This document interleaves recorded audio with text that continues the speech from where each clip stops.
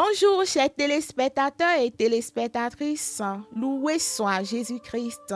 Bienvenue au rendez-vous des héros de la foi.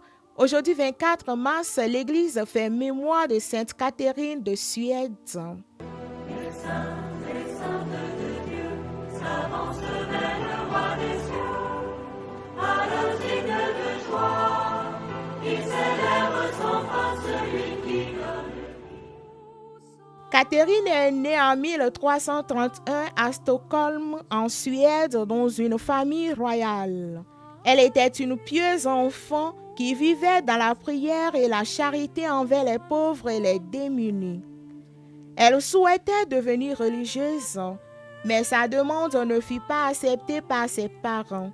Elle fut alors mariée contre son gré à un riche et noble jeune appelé Edgar. Avec l'accord de son mari, Catherine a gardé sa virginité dans le mariage. Après la mort de son mari, elle a donné tous ses biens aux pauvres et entre au couvent des Brigittines, une congrégation fondée par Sainte Brigitte de Suède.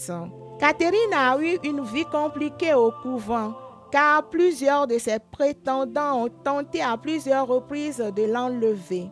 Mais grâce à sa vie de prière et de piété, d'austérité, de jeûne et de charité, d'ouverture et de générosité, de douceur, elle a pu aider ses prétendants à se convertir. Plusieurs d'entre eux sont devenus même des moines.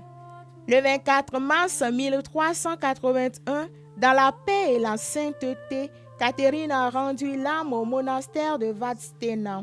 Sainte Catherine de Suède est invoquée pour dominer les désirs charnels. Bien-aimés dans le Seigneur, demandons aujourd'hui à Sainte Catherine de Suède de prier pour tous ceux dont elle a le patronage, qu'elle prie pour toutes les personnes consacrées et pour notre jeunesse.